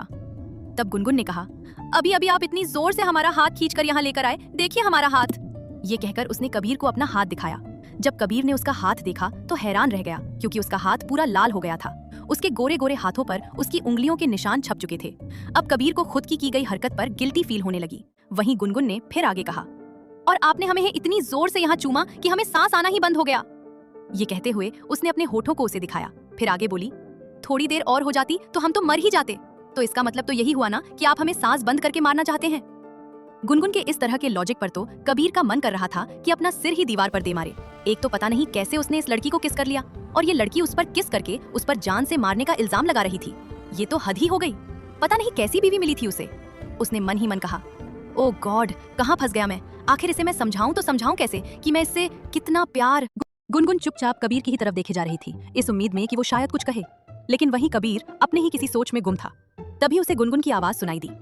गुनगुन ने कहा, आपने हमें बताया नहीं कि आप हमें जान से क्यों मारना चाहते हैं। तभी कबीर थोड़ा चिढ़ते हुए बोला, ये क्या बकवास कर रही हो तुम? एक किस करने से भला कौन मरता है? हाँ, ऐसा कभी सुना है तुमने? तभी गुनगुन ने याद करते हुए कहा, नहीं, ऐसा तो नहीं सुना। हाँ, शादी के बाद जब मेरी सहेली मायके आई तो उसके शरीर पर चोट के निशान थे। उसने बताया कि पैसे न लाने पर उसका पति उसे पीटता था। क्या आप भी हमें यहाँ इसी तरह मारने के लिए लाए हैं? गुनगुन की बातें सुनकर कबीर खुद ही सोच में पड़ गया कि वो क्या बात करने के लिए उसे यहाँ लेकर आया, और ये लड़की पता नहीं क्या क्या बोले जा रही है। उसका दिमाग खराब होने लगा था। उसने चिल्लाते हुए गुनगुन से कहा, चुप, एकदम चुप, जब तक मैं ना बोलूं तब तक मुंह मत खोलना। ये सुनकर गुनगुन चुप होकर अपना सिर झुका लेती है। तभी कबीर अपनी भारी आवाज में कहता है, अच्छा एक बात बताओ, क्या तुम फिर से शादी करना चाहती हो? अचानक कबीर के इस सवाल से गुनगुन हैरान रह जाती है और सिर ऊपर करके कबीर की तरफ देखने लगती है। जब गुनगुन ने कोई जवाब नहीं दिया तो उसने थोड़ा गुस्से से कहा, अब तुम्हें क्या हुआ? बोलती क्यों नहीं हो? जवाब दो। इस बार गुनगुन ने थोड़ी धीमी आवाज में कहा, आपने ही तो कहा था कि जब तक हम नहीं कहेंगे तुम कुछ नहीं बोलोगी, इसलिए हम चुप थे। अब आपने कहा बोलो तो हमने बोल दिया। इस पर कबीर का रिएक्शन ऐसा था जैसा उसने कभी नहीं सोचा होगा। उसने अपने मन में कहा, मैं भी ना, किससे पूछने आ गया, मेरी ही मत मारी गई थी। ओ गॉड। ये कहते हुए वो गुस्से से अपने ही बाल नोचने ही वाला था कि तभी अचानक उसे गुनगुन की आवाज सुनाई दी, हमारी शादी तो आपसे हो चुकी है, तो हम भला दूसरी शादी क्यों करेंगे? हमारी बड़की अम्मा ने कहा था कि शादी एक ही बार होती है और जीवन भर अपने ही पति के साथ रहना होता है। वहीं कबीर जैसे ही गुनगुन की बात सुनता है तो उसे काफी अच्छा लैदर्स है। सुबह से उसे जो बेचैनी महसूस हो रही थी, अब जाकर उसे थोड़ा अच्छा लुक्स रहा था। फिर भी वह गुनगुन को थोड़ा घूरते हुए पूछा, अगर तुम्हें शादी नहीं करनी है तो तुम नीचे वो लड़का और उसके परिवार वाले क्यों आए हैं? ये सुनकर गुनगुन ने कबीर को अजीब से एक्सप्रेशन से देखा और थोड़ा रुक कर उससे कहा, ये आप कैसी बातें कर रहे हैं? क्या आप मेहका दीदी की शादी नहीं करवाना चाहते हैं? इस सवाल पर तो कबीर एकदम से शॉक्ड हो गया और बोला, ये तुम क्या क्या बोले जा रही हो? तुमसे ना कोई भी जवाब की उम्मीद करना ही बेकार है, खाली मेरे दिमाग का दही बनाने पर तुली हो। फिर वो आगे बोला, मैं जब तक यहाँ पर दोबारा ना आऊं तब तक तुम यहाँ से 1 इंच भी नहीं हिलोगी, समझी? ये कहकर वो गुनगुन को वहीं छोड़कर कमरे से बाहर निकल गया। वहीं हॉल में अभी भी सब कबीर के इस तरह के एक्शन से काफी अजीब सा बिहेव कर रहे थे। दादाजी ने सबको कोई बहाना बनाकर समझा दिया था, जिसकी वजह से लड़के वाले भी समझ गए थे कि क्या चल रहा है। तभी वहां कबीर आ गया और फिर वो सपना जी के सामने जाकर उनसे पूछता है, मॉम, ये लोग यहाँ? इस पर सपना जी खुश होते हुए कहती हैं, कबीर, हमने मिहिका की शादी फिक्स कर दी है। ये है मयंक अग्निहोत्री और ये उनके चाचा और चाची। यही हमारी मिहिका के लिए रिश्ता लेकर आए हैं। और मयंक को तो तुम जानते ही हो, आखिर तुम दोनों का बिजनेस वर्ल्ड में काफी नाम है। इस पर कबीर की नजर मयंक पर गई, जो वहाँ बैठे लोगों से बातें करने में बिजी था। मयंक को देखकर कबीर को अच्छी वाइब नहीं आ रही थी। उसे कुछ तो गड़बड़ लग रही थी, पर क्या, ये उसे अभी समझ नहीं आ रहा था। तभी सपना जी ने मयंक को देखते हुए कहा, अरे मयंक बेटा, इससे मिलो, ये मेरा बेटा कबीर, मिहिका का बड़ा भाई। वहीं खड़ा कबीर चुपचाप अपनी पैनी निगाहों से मयंक को ही देखे जा रहा था। वो उसे समझने की लगातार कोशिश कर रहा था, लेकिन उसे कुछ भी समझ नहीं आ रहा था। वहीं मयंक भी कबीर को देखकर अपने मन में कहता है, तुम चाहे कितनी भी कोशिश कर लो, लेकिन तुम कभी भी मेरा मकसद नहीं जान पाओगे। जब तक जानोगे तब तक बहुत देर हो चुकी होगी। तुमने मेरी सबसे कीमती चीज को मुझसे दूर करने की कोशिश की है, जिसका अंजाम तो तुम्हें भुगतना ही पड़ेगा। यही सब सोचते हुए एक झूठी मुस्कान चेहरे पर सजाए हुए मयंक ने कबीर से हाथ मिलाया और कहा, आपसे मिलकर खुशी हुई। अब तो आप हमारे साले साहब बनने वाले हैं, आपसे मुलाकात तो होती ही रहेगी। इस पर कबीर ने भी झूठी मुस्कान लिए हुए कहा, जी बिल्कुल, अब तो आपके बारे में जानना ही पड़ेगा, आखिर आपसे रिश्ता जो जुड़ने जा रहा है। वहीं उन दोनों का कोल्ड वॉर शुरू हो चुका था, जिससे घर वाले बेखबर थे। थोड़ी देर की और बातचीत के बाद मयंक अपनी फैमिली के साथ वहां से निकल गया। उनके वहां से जाने के बाद कबीर ने एक नजर दादी को देखा और अपने रूम की तरफ बढ़ गया। वहां जाकर उसने देखा तो गुनगुन वहीं बैठे बैठे सो रही थी। उसे देखकर ऐसा लग रहा था मानो वह बिल्कुल भी वहां से 1 इंच भी हिली न हो। ये सब देखकर कबीर की आंखें छोटी हो गईं और फिर उसने अपने मन में कहा, क्या आज के समय में एक इंसान का ऐसा होना संभव है? क्या मुझे, ओ गॉड। ये कहते हुए वह गुनगुन के पास गया और उसे अपनी गोद में उठाकर अपने बेड पर लिटा दिया। फिर वह जैसे ही गुनगुन से दूर होने लगा तो उसे गुनगुन की आवाज सुनाई दी जो कह रही थी, हमें मत मारना, आप जो कहेंगे वो सब हम करेंगे, बस हमें मारना मत। ये कहते हुए वो रोने लगी, जिसे देखकर कबीर ने कहा, अब ये सब क्या है, मैंने इसे कब मारा? ओ गॉड, कैसी गवार बीवी मिली है मुझे, अब इसे कैसे समझाऊं? जिसे जान से मारना समझ रही थी वो तो। खते कहते वह रुक गया और फिर खुद से ही बोला, एक मिनट, वैसे मैंने इसे किस क्यों किया? ये लड़की मुझे पक्का पागल करके ही छोड़ेगी, मुझे इससे दूर रहना होगा। ये कहकर वह वहां से चला गया। दूसरी तरफ मयंक अपने आलीशान घर में मयंक पैर पर पैर चढ़ाए हुए किसी राजा की तरह बैठा हुआ था और उसके सामने 2 लोग बैठे हुए थे। तभी एक आदमी ने कहा, बॉस देखा मेरी एक्टिंग स्किल, कोई भी कुछ भी पकड़ नहीं पाया, मैंने काफी बेहतरीन एक्टिंग की है। इस पर एक औरत ने भी कहा, हाँ मैंने भी आज एक जबरदस्त एक्टिंग की है, किसी को भी हम पर जरा सा भी शक नहीं हुआ कि हम दोनों आपके नकली चाचा और चाची बनने के लिए एक्टिंग कर रहे थे। उसी वक्त उन दोनों को एक तेज आवाज सुनाई दी। जैसे ही उन्होंने उस दिशा की तरफ देखा तो उनके होश ही उड़ गए, क्योंकि वह आवाज और किसी की नहीं बल्कि मयंक की थी। वो अपनी खतरनाक आवाज में कहता है, तुम दोनों अभी के अभी फौरन यहाँ से निकल जाओ, वरना कल का सूरज तुम लोगों को नसीब नहीं होने वाला। Understand? You better understand, now get lost. वहीं वे दोनों फौरन वहां से ऐसे गायब हो गए जैसे उनके पास मिस्टर इंडिया वाली स्पेशल घड़ी हो, बटन दबाया और हो गए गायब। फिर मयंक आराम से हेड रेस्ट पर सिर टिकाकर अपनी आंखें बंद कर लेता है और आंख बंद करते ही उसे गुनगुन का चेहरा नजर आने लगता है। आज जब से उसने वालिया हाउस में गुनगुन को दोबारा देखा था, तब से ही उसकी इच्छा उसे फिर से अपना बनाने की और तीव्र हो गई थी, जो काम कुछ दिनों पहले अधूरा रह गया था। उसने अपनी भयानक आवाज में कहा, माय डियर गुनगुन, तुम्हारी ये ब्यूटी सिर्फ और सिर्फ मेरे लिए है। तुमने मुझसे दूर जाकर अच्छा नहीं किया, अब तुम देखती जाओ कि मैं तुम्हारे साथ साथ उस वालिया खानदान को कैसी सजा देता हूँ, क्योंकि उन लोगों ने तुम्हें तकलीफ देने की हिम्मत की है, जिसकी सजा तो उन्हें मिलकर ही रहेगी। ये कहकर वो जोर जोर से हंसने लगा। उसकी हंसी किसी नर्क के देवता जैसी भयानक लग रही थी, जो किसी भी आम इंसान को डरा सकती थी। गुनगुन जब थोड़ी देर बाद उठी तो उसने चारों ओर देखा तो उसे सब कुछ बड़ा अजीब लगा। फिर जैसे ही उसकी नजर दीवार पर टंगी कबीर की बड़ी सी तस्वीर पर पड़ी, उसे थोड़ी देर पहले की घटना याद आई जब कबीर ने उसे चूमा था। ये याद आते ही वो शर्म से पिघल गई। उसने मन ही मन कहा, ये कैसा एहसास है, बड़ा ही अजीब सा। ये सोचते ही उसे अपनी धड़कन तेज होती महसूस हुई। उसने अपने दिल पर हाथ रखा और खुद से बोली, मेरा दिल अचानक क्यों इतनी तेजी से धड़क रहा है? लगता है मुझे दिल की कोई बीमारी हो गई है, अब मैं मरने वाली हूँ। बड़की अम्मा ने कहा था कि ये बीमारी जिसे होती है वो कभी भी मर सकता है। हे भगवान, मैंने आपका क्या बिगाड़ा है कि आप मुझे इतनी जल्दी अपने पास बुला रहे हैं? ये कहकर वो बच्चों की तरह फूट फूट कर रोने लगी। रोते हुए उसने मन में कहा, अब जब मैं मरने वाली हूँ तो मरने से पहले मैं कुछ अच्छा काम करना चाहती हूँ। कितने सालों के तप के बाद ये मनुष्य जन्म मिलता है, मैं इसे यूं ही बर्बाद नहीं कर सकती। ये सोचकर उसने आंसू पोंछे और कबीर के कमरे से निकलकर अपने कमरे की ओर चल दी। इसी बीच सपना जी ने गुनगुन को कबीर के कमरे से निकलते और अपने कमरे की ओर जाते देख लिया। उन्होंने झुंझलाकर कहा, ये लड़की कबीर के कमरे में क्या कर रही थी? मैं तो कबीर से इस बारे में बात करना ही भूल गई थी। आज तो मुझे इससे जरूर बात करनी होगी। अब मैं इस लड़की को इस घर में और बर्दाश्त नहीं कर सकती। ये कहकर उन्होंने कबीर को फोन किया, लेकिन कबीर ने फोन नहीं उठाया। इससे वे और नाराज हो गईं और बोली, ये कबीर मेरा फोन क्यों नहीं उठा रहा? तभी वहां किशोर वहां आते दिखाई दिए। उन्हें देखते ही सपना जी ने कहा, अरे आप इतनी जल्दी आ गए, मुझे लगा आप भी कबीर की तरह देर से आएंगे। क्या आप एक दिन भी घर पर नहीं रह सकते? आज मयंक अग्निहोत्री खुद अपने चाचा चाची के साथ मिहिका का रिश्ता लेकर आया था। हम सबको मयंक बहुत पसंद आया। माँ जी और पापा जी ने रिश्ता भी तय कर दिया। इस पर किशोर जी ने कुछ सोच कर कहा, हाँ मुझे इसके बारे में पता चला, वो सब तो ठीक है, लेकिन बिना लड़के और उसके परिवार के बारे में ठीक से जाने बाऊजी को इस रिश्ते के लिए हाँ नहीं करनी चाहिए थी। सपना जी ने झल्ला कर कहा, ये आप कैसी बातें कर रहे हैं? मयंक अग्निहोत्री के बारे में आज कौन नहीं जानता? पिछले कुछ ही सालों में उसने अपनी डूबती कंपनी को जमीन से आसमान तक पहुंचा दिया है और आप उस शख्स पर शक कर रहे हैं? किशोर जी ने शांति से कहा, देखिए सपना जी, मैं उस पर शक नहीं कर रहा, बल्कि थोड़ी सावधानी बरतना चाहता हूँ। मैं मिहिका का पिता हूँ और किसी भी कीमत पर अपनी बच्ची को गलत हाथों में नहीं सौंप सकता, इसलिए इस रिश्ते में कोई जल्दबाजी नहीं होनी चाहिए। सपना जी ने कहा, ठीक है, जैसा आप चाहें, जब आप पूरी तरह संतुष्ट हो जाएं तभी आगे बढ़ेंगे। ये कहकर वो वहां से चली गईं। अगली सुबह फिर से सबकी नींद गुनगुन की आरती से खुली। अब तो सबको उसकी आवाज सुनकर उठने की आदत हो गई थी। कबीर को गुनगुन की इन हरकतों से चिढ़ भी होने लगी थी, लेकिन जब वो दादा दादी को उसके साथ इतना खुश देखता तो वो भी उनकी खुशी में शामिल हो जाता। थोड़ी देर बाद जब वो नाश्ते के लिए नीचे आया तो सबके चेहरे पर हैरानी और उदासी के भाव थे। उसने विक्रम से पूछा, क्या हुआ, तुम सबके चेहरे पर 12 बजे क्यों हैं? विक्रम ने कुछ नहीं कहा, बस उदास मुंह बनाकर सिर झुका लिया।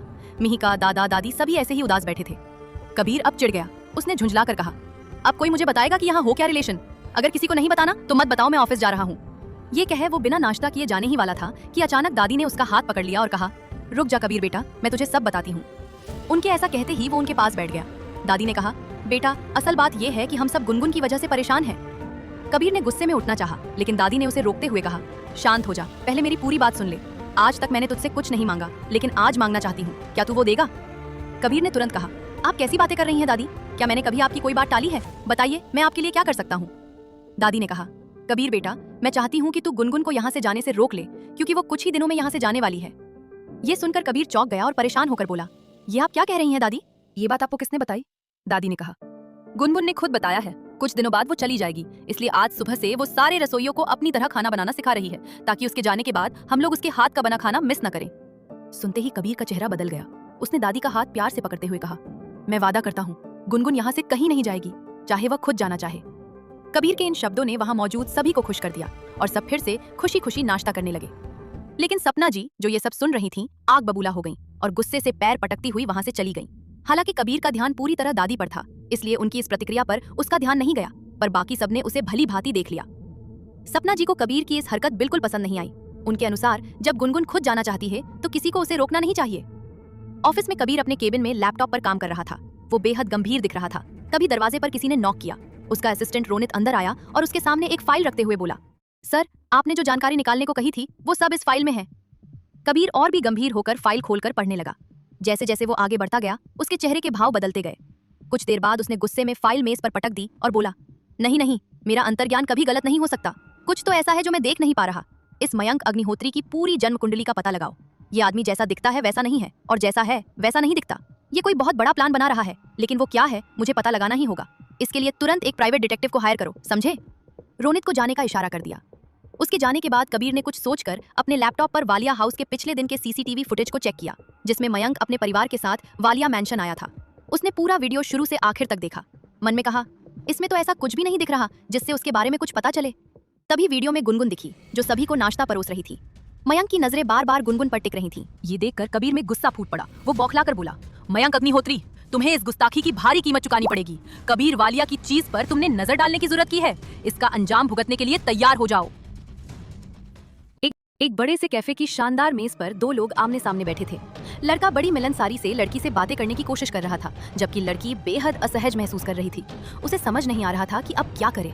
कैफे के अंदर मौजूद वे दोनों और कोई नहीं बल्कि मिहिका और मयंक थे। मयंक ने ही फोन करके मिहिका को वहां बुलाया था ताकि वो उसे धीरे धीरे अपने प्यार के जाल में फंसा सके।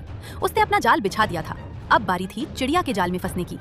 ये सब सोचते हुए मयंक के चेहरे पर एक जहरीली मुस्कान तैर गई।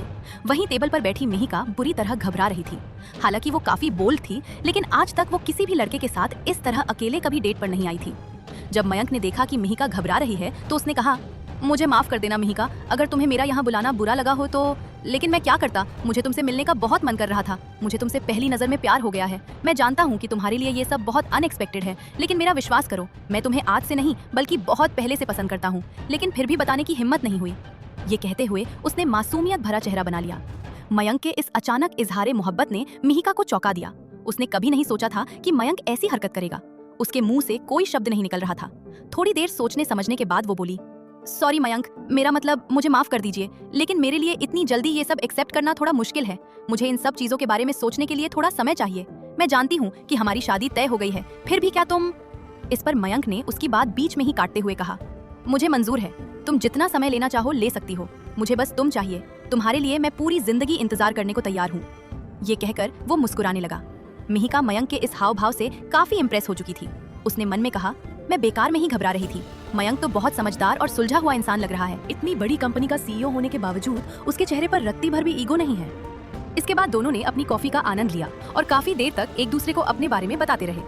अब मिहिका मयंक के साथ कंफर्ट हो गई थी। थोड़ी देर बाद मयंक ने मिहिका को उसके घर छोड़ दिया। उसके जाने के बाद मयंक ने खुद से कहा, चिड़िया जाल में फंस चुकी है। अब धीरे धीरे उस चिड़िया को अपने प्यार के जाल में इस तरह फंसाना है कि चिड़िया तो फड़फड़ाएगी ही, साथ में उसके घर वाले भी फड़फड़ाएंगे। ये कहकर वो जोर जोर से हंसने लगा। अब आएगा असली मजा। रात को वालिया मैंशन के आगे एक काली कार आकर रुकी। उसमें से कबीर बाहर निकला और सीधा घर के अंदर जाने लगा। तभी अचानक किसी के गाने की आवाज सुनकर उसके कदम रुक गए। उसके पैर अपने आप उस ओर बढ़ चले जहां से ये आवाज आ रही थी। थोड़ी देर में ही वो उस आवाज के पास पहुंच गया। वहां देखकर उसकी आंखें फैल गईं, क्योंकि वहां कोई और नहीं बल्कि गुनगुन थी, जो झूले पर बैठी थी और उसकी गोद में एक प्यारा सा पप्पी था। वो लगातार गाना गुनगुनाते हुए उसे बड़े प्यार से सहला रही थी। कबीर चुपचाप जाकर उसके पीछे खड़ा हो गया और उसका गाना सुनने लगा। थोड़ी देर बाद जब गाना खत्म हुआ तो गुनगुन ने बड़े प्यार से पप्पी को सहलाते हुए कहा, बस कुछ दिन फिर हम यहाँ से चले जाएंगे। हमें पता है आप हमें बहुत याद करेंगे, लेकिन हम क्या करें, हमें जाना पड़ेगा। हम कुछ भी नहीं कर सकते। ये कहते हुए उसकी आंखों से आंसू बहने लगे। वो रोते हुए बोली, हमें दादी, दादा, मिहिका, विक्रम सबकी बहुत याद आएगी। यही तो लोग हैं जो हमसे प्यार करते हैं। ये कहकर वो बच्चों की तरह फूट फूट कर रोने लगी। पीछे खड़ा कबीर जब गुनगुन की ये बातें सुन रहा था तो उसके चेहरे के भाव अजीब हो गए। उसने मन में कहा, अच्छा, मेरी गवार बीवी यहाँ से जाने के प्लान बना रही है और अभी अभी इसने क्या कहा, सबकी याद आएगी सिवाय मेरे। मैं तो इसका पति हूँ, इसे तो मुझे सबसे ज्यादा याद करना चाहिए था, लेकिन नहीं, इसे मुझे याद ही नहीं करना है। रुको, तुम्हें अभी इस गलती का सबक सिखाता हूँ। ये कहकर वो उसकी ओर बढ़ा और सीधे गुनगुन का हाथ पकड़कर उसे अपनी तरफ खींच लिया। गुनगुन सीधे उसके सीने से लग गई। वो अभी तक रोने में व्यस्त थी, लेकिन इस अचानक हरकत से वो हैरान रह गई और एक टक कबीर की आंखों में देखने लगी। कबीर जो गुस्से में उसकी ओर बढ़ा था, उसके आंसुओं से भरी आंखों को देखते ही उसका गुस्सा हवा के झोंके की तरह छूमंतर हो गया। वो भी एक टक उसकी आंखों में देखने लगा। काफी देर तक दोनों एक दूसरे को देखते रहे। अचानक पप्पी के भौंकने से उनका ध्यान टूटा। गुनगुन के अचानक खींचे जाने से वो नीचे गिर गया था, इसलिए वो कबीर पर भौंक रहा था। कबीर का ध्यान जब टूटा तो उसने गुस्से से उस पप्पी को घूरा। उसके गुस्से से डरकर बेचारा पप्पी वहां से भाग गया। गुनगुन अब कबीर से छूटने की कोशिश करने लगी, लेकिन कबीर उसे छोड़ने का नाम ही नहीं ले रहा था। वो बस गुनगुन को अपनी लाल आंखों से घूरे जा रहा था। काफी देर कोशिश करने के बाद भी जब वो उसकी पकड़ से नहीं छूट पाई तो उसने कहा, आप मुझे फिर से जान से मारने आए हैं? छोड़िए, मुझे मत मारिए, वैसे भी हम कुछ ही दिनों में यहाँ से जाने वाले हैं। ये कहकर उसने रोने जैसा चेहरा बना लिया। कबीर जब उसकी ये बेतुकी बातें सुन रहा था तो उसे उनके मतलब समझने में थोड़ी देर लगी। जैसे ही मतलब समझ आया वो जोर जोर से हंसने लगा। उसकी हंसी इतनी प्यारी लग रही थी कि गुनगुन रोना भूलकर उसकी हंसी में ही कहीं खो सी गई। उसने मन में कहा, इनकी हंसी कितनी प्यारी है, बिल्कुल किसी छोटे बच्चे की तरह। जब कबीर को एहसास हुआ कि गुनगुन उसे ही देख रही है तो उसकी हंसी गायब हो गई और वो फिर से अपने पुराने अवतार में लौट आया। उसने रूखे स्वर में कहा, तुम ये घर छोड़कर क्यों जाना चाहती हो? गुनगुन ने कहा, वो हम आपको नहीं बता सकते। कबीर ने एक भौं ऊपर उठाते हुए कहा, अच्छा, तो तुम मुझे नहीं बताओगी?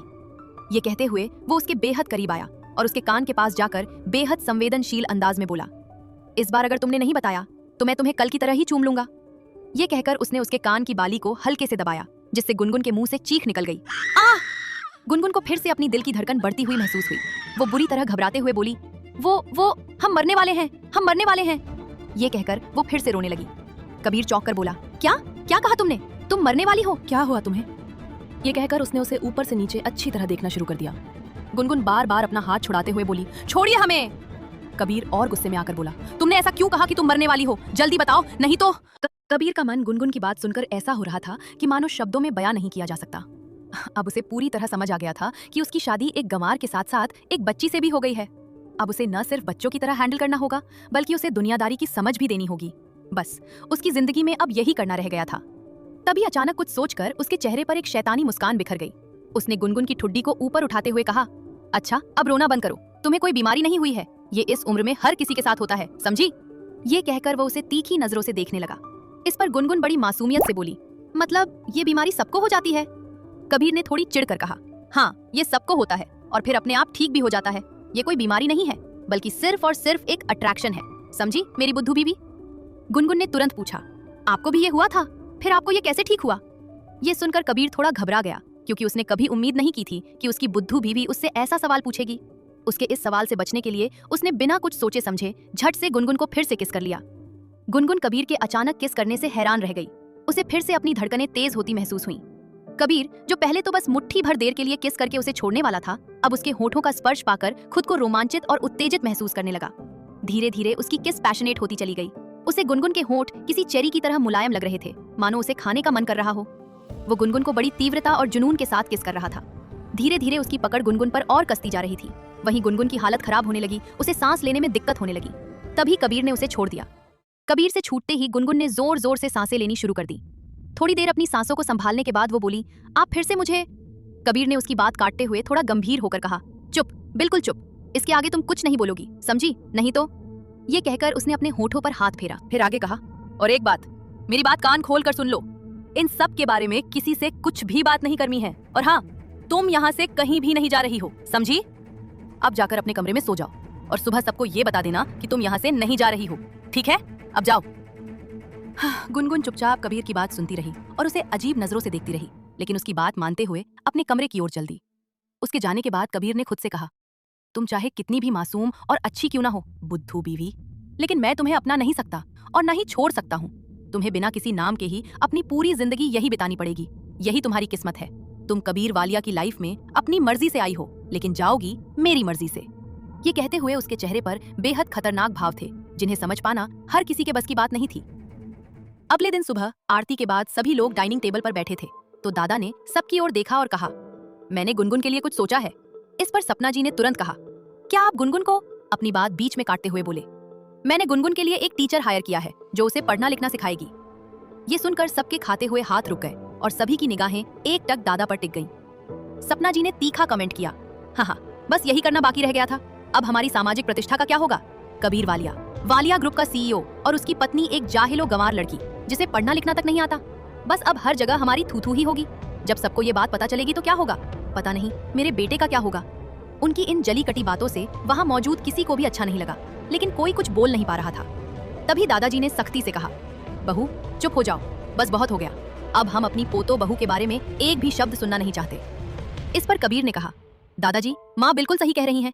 गुनगुन मेरे लायक नहीं है, मैं उसे अपनी पत्नी नहीं मानता, लेकिन इसका ये मतलब भी नहीं है कि आप जो चाहते हैं वैसा होने दूंगा। गुनगुन सारी जिंदगी इसी घर में बिना किसी नाम के रहेगी, यही उसकी किस्मत है। इतना कहकर वो वहां से चला गया। उसके इस जवाब से सबको बहुत बुरा लगा, लेकिन सपना जी को मन ही मन काफी खुशी हुई। वो खुश होकर मन में बोली, अच्छा हुआ आज कबीर ने सबके सामने ये बात कह दी, वरना सभी लोग तो उसे जबरदस्ती इस घर की बहू बनाने में लगे थे। लेकिन अफसोस, ऐसा हो नहीं सकता। ये कहकर वो भी वहां से चली गई। दादा ने गुनगुन की ओर देखा, जो सिर झुकाए शायद अपनी आंखों के आंसुओं को बहने से रोक रही थी। उसे देखकर वे बड़े प्यार से बोले, मेरे लिए तुझमें और मिहिका में कोई फर्क नहीं है बेटा, इसलिए आज से ही तू अपने बारे में सोचना शुरू कर। मैंने तेरे लिए एक टीचर अपॉइंट किया है जो तुझे अच्छे से पढ़ाएगी और बहुत कुछ सिखाएगी। विक्रम और मिहिका भी दादाजी के इस फैसले से बहुत खुश हो गए, लेकिन गुनगुन के दिमाग में बस कबीर की कही बातें ही घूम रही थीं। वो उसके लायक नहीं है। आज उसे इतनी तकलीफ हुई थी जितनी कभी किसी के कहने से नहीं हुई थी। उसने मन को समझाया कि शायद उसकी किस्मत ही खराब है, जिसके नसीब में किसी का प्यार नहीं लिखा। उसके मन में बार बार सवाल आ रहा था, क्या सच में उसकी किस्मत इतनी खराब है कि उसे कभी किसी का प्यार नहीं मिल सकता? ये ऐसा सवाल था जिसे वो खुद से पूछने से रोक नहीं पा रही थी। सबसे अजीब बात तो ये थी कि गुनगुन को इसका जवाब अच्छे से पता था, फिर भी आज कबीर की बातों का उसे बहुत बुरा लग रहा था।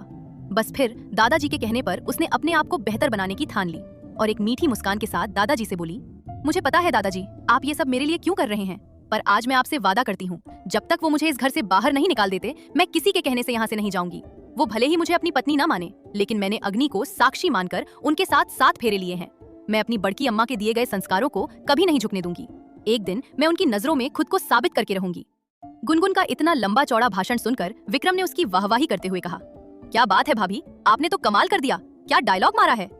इस पर गुनगुन थोड़ी शर्माते हुए कहा, कभी कभी मैं भी अच्छी बातें बोल लेती हूँ, ऐसा हमारी बड़की अम्मा कहती थी। इतना बोलकर वो थोड़ी उदास हो गई। सब समझ गए कि गुनगुन को अपनी बड़की अम्मा की याद आ रही है। मिहिका ने गुनगुन का ध्यान बटाने के लिए कहा, अब भाभी हम सबकी तरह इंग्लिश में बातें करना भी सीख जाएंगी, कितना मजा आएगा ना। ये कहकर वो अपने फोन में कुछ दिखाने लगी, जिसे देखकर गुनगुन थोड़ी खुश हो गई। ऑफिस में कबीर बिना किसी भाव के अपने कैबिन में बैठा लैपटॉप पर उंगलियां चला रहा था। तभी उसके कैबिन में रोनित अंदर आया और बोला, बॉस, जेनी मैडम का फोन आया था, वो आज शाम को आने वाली हैं, क्या आप आज उन्हें पिक करने जाएंगे? कबीर ने कहा, नहीं रोनित, तुम खुद उन्हें पिक कर लेना और उन्हें सेफली घर पहुंचा देना। मेरे बारे में पूछें तो कोई बहाना बना देना, और हाँ, मेरी तरफ से उन्हें एक फूलों का गुलदस्ता भी देना, ओके? रोनित कैबिन से बाहर निकलते ही अपने आप से बोला, आज तक बॉस ने कभी ऐसा नहीं किया। जितनी बार भी वो यहाँ आई हैं, बॉस ने खुद जाकर उन्हें रिसीव किया है, लेकिन आज ऐसा क्या हो गया कि बॉस खुद न जाकर मुझे भेज रहे हैं? थोड़ी देर बाद कबीर के कैबिन में उसका दोस्त यश आया। जैसे ही कबीर की नजर यश पर पड़ी, उसे अपने घर की पार्टी वाली बात याद आ गई। बात याद आते ही उसे न जाने क्यों उसका मन जलन से भर गया। यश अंदर आते ही सीधे उसके सामने वाली कुर्सी पर बैठ गया और बोला, यार कबीर, मुझे तुझसे कुछ जरूरी बात करनी है।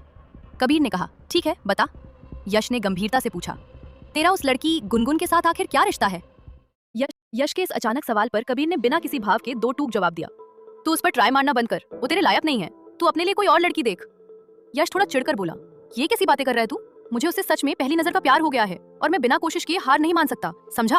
अब चुपचाप मुझे उस लड़की के घर का पता बता, ताकि मैं सीधे उसके घर जाकर उसके घर वालों से शादी की बात कर सकूं। कबीर को यश की बातें सुनकर गुस्सा आ गया। वो चिल्लाया, मैंने कहा ना, उस लड़की से दूर रहो, मतलब दूर रहो, वो लड़की तेरे लायक नहीं है।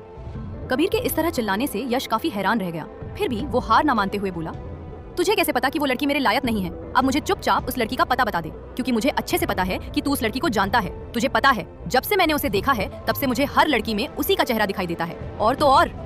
यश के आगे कुछ और बोलने से पहले ही कबीर ने जोर से चिल्लाते हुए कहा, वो लड़की मेरी बीवी है, समझा?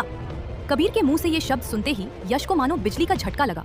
वो धड़ाम से कुर्सी पर बैठ गया और लड़खड़ाती जुबान से बोला, क्या वो लड़की तुम्हारी पत्नी है? I mean, she is your wife. फिर धीरे से दबी जुबान से कहा, ऐसा कैसे हो सकता है? जो लड़की मुझे पसंद आई वो तेरी लाइफ में कैसे आ सकती है? इस पर कबीर ने एक भौं ऊपर उठाते बोला, व्हाट डू यू मीन कि मुझे कुछ भी? यश ने उसकी बात बीच में काटते हुए कहा, मेरा मतलब है कि तेरी शादी तो दामिनी से होने वाली थी, पर ये लड़की। इस पर कबीर ने उसे शादी से लेकर अब तक की सारी बातें बता दी। यश के चेहरे पर हैरानी के भाव तैर गए और फिर वो बोला, काश तेरी जगह मैं होता और मेरी शादी उस खूबसूरत लड़की से हुई होती। ये कहते हुए वो खुद को गुनगुन के साथ मंडप पर कल्पना करने लगा। कबीर को यश की ये बात बिल्कुल अच्छी नहीं लगी। खुद को बेहतर दिखाने के लिए वो बोला, चाहे वो कितनी भी खूबसूरत क्यों ना हो, कबीर वालिया उसे अपनी पत्नी नहीं मानता। यश ने जैसे ही ये सुना कि कबीर गुनगुन को अपनी पत्नी नहीं मानता तो वो खुश हो गया और तुरंत बोला, अगर तुम उसे अपनी पत्नी नहीं मानते तो उसे डिवोर्स दे दो, और वैसे भी मैं उसे अपनी भाभी नहीं मान सकता, वो तो सिर्फ मेरी वाइफ ही बन सकती है। यश की बात सुनते ही कबीर गुस्से से भर उठा और बोला, नहीं, बिल्कुल नहीं, मैं उसे डिवोर्स कभी नहीं दूंगा, और खबरदार जो उसे अपनी वाइफ बनाने के बारे में सोचा भी तो। यश भी थोड़ा गंभीर होकर बोला, लेकिन क्यों? तू तो उसे अपनी पत्नी नहीं मानता ना? अरे अगर तू उसे डिवोर्स दे देगा तो उसकी जिंदगी आसान हो जाएगी, फिर उसकी शादी एक ऐसे इंसान से होगी जो उसे हर वो खुशी देगा जिसकी वह हकदार है। यश की इन बातों ने कबीर के गुस्से में आग में घी डालने का काम किया। वह और भड़क गया और गुस्से से चिल्लाया, get out, I said get out from here. Yash ने कबीर के गुस्से को देखकर इतना तो समझ लिया कि मामला कुछ और ही है। वह कुछ बोलना चाहता था लेकिन उसका गुस्सा देखकर चुप हो गया। यश वहां से चला गया। यश के जाने के बाद कबीर ने गुस्से में खुद से कहा, चाहे कोई कुछ भी कहे, अब तुम्हें सारी जिंदगी कबीर वालिया की सिर्फ नाम की पत्नी बनकर ही रहना होगा, मेरी बुद्धू बीवी। इस वक्त उसकी आंखों में गुनगुन के लिए कुछ अलग सा था जिससे कबीर भी अब तक अनजान था। भले ही कबीर गुनगुन को अपनी पत्नी न मानता हो, लेकिन उसे किसी और के पास देखना उसे गवारा नहीं था। वहीं यश कबीर के कैबिन से बाहर निकलते ही मन में बोला, मुझे इस मामले की पूरी तह तक जाना होगा, तभी मुझे चैन मिलेगा। इतनी आसानी से मैं उस लड़की से मूव ऑन नहीं करूंगा। यह कहकर वह वहां से चला गया। उधर एक 20 साल की लड़की वालिया मैंशन के गेट पर आई। उसने सिंपल सी सफेद कुर्ती और काली जीन्स पहनी हुई थी। बाल खुले हुए थे। उसकी भूरी आंखें, गोरी रंगत और गुलाबी होंठ उसकी खूबसूरती में 4 चांद लगा रहे थे। गेट पर आकर उसने गार्ड को अपॉइंटमेंट लेटर दिखाया जिसमें उसे ट्यूशन टीचर के तौर पर हायर किया गया था। लेटर देखते ही गार्ड ने उसे अंदर जाने दिया। वह धीरे धीरे मैंशन के अंदर गई। इस मैंशन को देखते ही उसके मुंह से निकल गया, ओ माय गॉड, ये जगह कितनी खूबसूरत है, मैंने ऐसा कभी नहीं देखा। वह मैंशन को निहारने में इतनी खो गई कि अचानक वो किसी से टकरा गई और नीचे गिर पड़ी। जैसे ही लड़की ने अपनी आंखें खोली तो उसने देखा कि वो किसी लड़के के ऊपर वह गिरी हुई थी। वह एक पल के लिए उसकी काली गहरी आंखों में खो गई। काफी देर तक दोनों एक दूसरे को देखते रहे। तभी अचानक किसी के खांसने की आवाज सुनाई दी। इस आवाज ने दोनों को होश में लाया। वे जल्दी से एक दूसरे को सहारा देकर उठ खड़े हुए। दोनों शर्मिंदा होकर एक दूसरे को माफ कीजिए कहने लगे। तभी मिहिका की आवाज आई। उसने दोनों को देखते हुए इंट्रो कराते हुए बोली, वेदिका, ये है मेरे भाई विक्रम, और भाई ये है मेरी बेस्ट फ्रेंड वेदिका, ये आज से भाभी की ट्यूशन टीचर भी हैं। विक्रम अभी भी एकटक वेदिका को ही देख रहा था। उसे वेदिका को देखकर अपने दिल में गिटार बजता हुआ महसूस हो रहा था। तभी मिहिका ने फिर से आवाज देकर उसे वेदिका से हाथ मिलाने को कहा। विक्रम ने कहा, हाय वेदिका। वेदिका ने भी हाय कहते हुए एक स्माइल दी। दोनों की नजरें फिर से मिली और दोनों को अपनी धड़कनें तेज होती महसूस हुई। मिहिका ने वेदिका का हाथ पकड़ और उसे वहां से ले अंदर ले जाने लगी। विक्रम उसे तब तक देखता रहा जब तक वो उसकी नजरों से ओझल नहीं हो गई। वेदिका जब गुनगुन के कमरे में पहुंची तो वहां एक लड़की कमरे को सजा रही थी। गुनगुन ने मिहिका के साथ एक अजनबी लड़की को देखा तो उसने सवालिया नजरों से मिहिका की ओर देखा। मिहिका ने कहा, भाभी इनसे मिलो, ये है मेरी बेस्ट फ्रेंड वेदिका, और वेदिका ये है मेरी प्यारी सी भाभी, तुम्हें इन्हें ही पढ़ाना है। इस पर वेदिका ने सिर हिलाते हुए पूछा, वैसे मिहिका, क्या मैं इन्हें तुम्हारी तरह भाभी कहकर बुला सकती हूँ? गुनगुन खुशी से मिहिका की ओर देखते हुए बोली, बिल्कुल कह सकती हो, है ना मिहिका दीदी? मिहिका ने भी हंसते हुए कहा, हाँ हाँ क्यों नहीं, जैसे ये मेरी भाभी है अब से तुम्हारी भी भाभी है। थोड़ी ही देर में तीनों का अच्छा सा बॉन्ड बन गया। गुनगुन को भी अच्छा लग रहा था कि अब वो भी कुछ सीखने वाली है। वो अपनी नई जिंदगी की ओर पहला कदम बढ़ाने वाली थी। अब उसे दादाजी से किए गए वादे को पूरा करना था, इसलिए उसने पूरी कोशिश करने का संकल्प लिया ताकि दादाजी की उम्मीदों पर खरा उतर सके। शाम के वक्त एयरपोर्ट पर एक विमान लैंड करता है। एयरपोर्ट पर काफी भीड़ थी।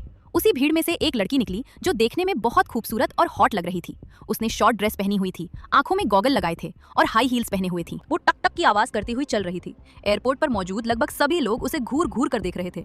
उस लड़की को अपनी खूबसूरती पर बेहद घमंड था। जैसे ही वो एयरपोर्ट से बाहर आई, उसे अपने सामने एक आदमी दिखा, जिसे देखकर वो गुस्से में उसकी ओर बढ़ी और बोली, रोनित तुम यहाँ? क्या कबीर मुझे लेने नहीं आया? क्या उसे मेरे आने के बारे में पता नहीं था? रोनित ने विनम्रता से कहा, जी मैडम, सर को पता था, वो आना तो चाहते थे लेकिन उन्हें कुछ अर्जेंट काम आ गया, इसलिए उन्होंने मुझे आपको लेने भेजा। उस लड़की का नाम जेनी था। वो गुस्से में बोली, कबीर ऐसा कैसे कर सकता है? मैं इतने समय बाद इंडिया आई हूँ और कबीर के पास मुझे रिसीव करने तक समय नहीं है। रोनित ने तुरंत कहा, नहीं नहीं मैडम, सर ने आपके लिए एक गिफ्ट भी भेजा है और उन्होंने कहा है कि जैसे ही वे फ्री होंगे वे खुद आपसे मिलने आएंगे। ये सुनकर जेनी थोड़ी शांत हुई और बोली, ठीक है, अब चलो। आज दिन भर की इतनी सारी बातों के बीच कबीर बेहद परेशान हो गया था। बार बार उसके जहन में गुनगुन ही आती जा रही थी। दिल और दिमाग में जैसे जंग सी छिड़ चुकी थी। वो काफी स्ट्रेस फील करने लगा था, इसलिए वो आज बार में आया हुआ था। उसके साथ उसका फ्रेंड यश भी था। दोनों आज फिर मिलकर पैग पर पैग पी रहे थे। यश ने अपनी लड़खड़ाती जुबान